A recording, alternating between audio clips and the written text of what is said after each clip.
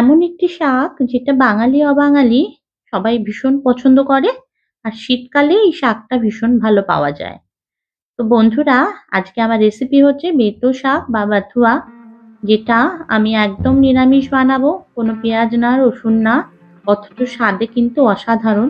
Just আলু আর বড়ি দিয়ে শাকটা বানাবো। তো দেখুন, এখানে আমি এক আঁটি বেতো শাক নিয়ে নিয়েছি, সেটা ভালো করে বেছে আমি কচি ডগাগুলো আর কচি পাতাগুলো নিয়ে নিচ্ছি। যদি চ্যানেলে নতুন হয়ে থাকেন তো অবশ্যই চ্যানেলটা সাবস্ক্রাইব করে বেল আইকনটা প্রেস করে দেবেন, আর লাইক কমেন্ট শেয়ার করে পাশে থাকার অনুরোধ রইল। শাক কিন্তু ভালো করে বাছা ধোয়াটা কিন্তু খুব জরুরি।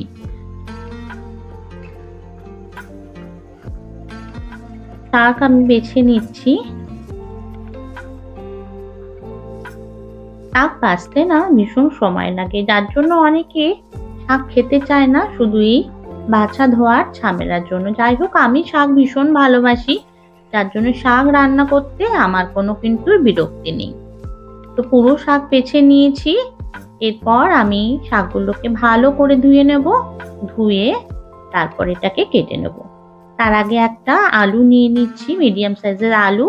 এবার এটাকে আমি ছোট ছোট টুকরো করে কেটে নেব। আপনারা চাইলে একদমই ছোট করে নিতে পারেন, কোনো অসুবিধা নেই। তো এরকম ডুমো ডুমো করে ছোট ছোট করে নিয়ে নিয়েছি। আর নিলাম একটু ডালের বড়ি। বড়ি দিলে বেতো শাক ভীষণ ভালো খেতে হয়। তো এখন আমি ভালো করে ধুয়ে নিয়ে শাকটা ২-৩ বার জল পাল্টে পাল্টে খুব মিহি করে কচিয়ে নিচ্ছি।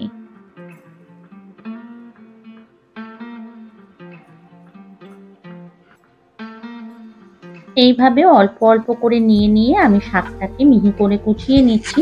তো অর্ধেকটা শাক কমপ্লিট, এবার বাকি অর্ধেকটা আমি ঠিক এভাবেই কুচিয়ে নেব। শাক যত ভালো ধরা যাবে, কাটাটাও কিন্তু তত ভালো হবে। তো শাক তো কেটে নিলাম, এবার একটু আদা নিয়ে নিয়েছি। বেতো শাক আর আদার কম্বিনেশনটা কিন্তু দুর্দান্ত। বেতো শাকে আদা দিলে আলাদাই একটা টেস্ট হয়। আমি এই শাকে পেঁয়াজ রসুন কিচ্ছু দেব না, এই আলু বড়ি আর আদা কম্বিনেশনেই শাকটা হয়ে যাবে দুর্দান্ত। তো যাই হোক, আদা একটু গ্রেটারে গ্রেট করে নিচ্ছি। হয়ে গেছে আদাটা।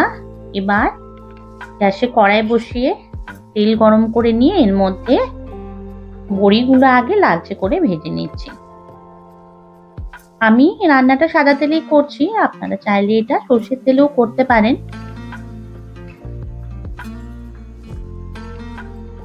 তো বড়িগুলো ভেজে তুলে নেব। আঁচটা কিন্তু আমার মিডিয়াম ফ্লেমে আছে। এরপর একটা শুকনো লঙ্কা আর একটা তেজপাতা মাঝখান থেকে চিড়ে দিয়ে দিচ্ছি। এবার আলুগুলো ভেজে নেব। অল্প একটু নুন দেব যাতে আলুটা নরম হয়ে যায়।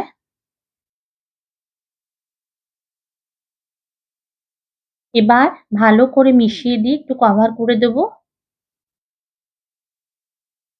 মিনিট ২-৩ রাখার পর আলুটার মধ্যে শাকটা মিশিয়ে দেবো। যখন একটু লালচে কালার ধরে আসবে তখন আমি সমস্ত শাকটা অ্যাড করে দেবো। একটু কভার করে দিচ্ছি এখন।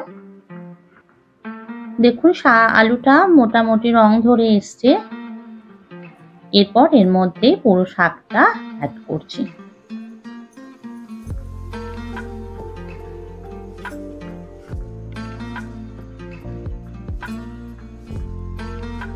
আমার আঁচটা কিন্তু একদম মিডিয়ামে আছে।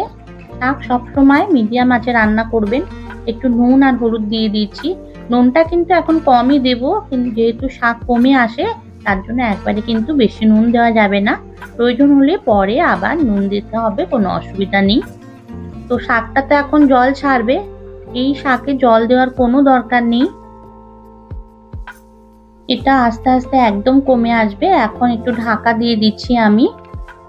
আলুও নরম হয়ে যাবে, শাকটাও একদম নরম হয়ে যাবে। দেখুন কতটুকু হয়ে গেছে কমে।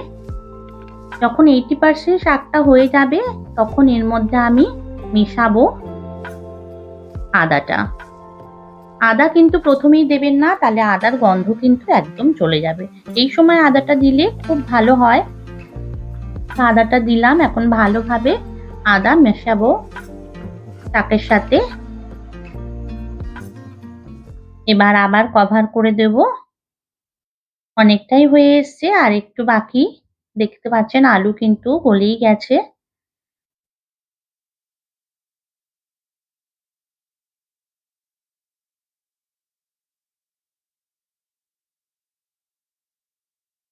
অল্প একটু চিনি দিচ্ছি আর দেব বড়িগুলো। বড়ি কিন্তু একদম প্রথমে দেবেন না, তাহলে বড়ি কিন্তু একদম গলে যাবে। বড়ির যে ক্রাঞ্চিনেসটা সেটা কিন্তু থাকবে না। তো নামানোর ঠিক অল্প আগে এই বড়িটা মেশাবেন।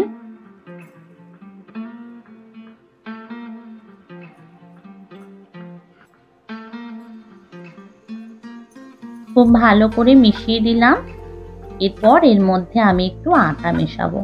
এই আটা মেশানোটা আমি মার থেকে শিখেছি, কারণ আটা দিলে একটা টাইটনেস আসে শাকের, আর এটা দেখতেও অনেকটা ভালো হয় আর মোলায়েম হয়। একটু জল জাস্ট ছিটিয়ে দিচ্ছি, একদম মাখা মাখা হয়ে যাবে। শাক কিন্তু রেডি হয়ে গেল। অসাধারণ স্বাদের একটা বেতো শাক বা বাথুয়া। বন্ধুরা আজ তাহলে রাখি, দেখা হবে নতুন কোনো ভিডিওতে। ততক্ষণ ভালো থাকবেন, সুস্থ থাকবেন।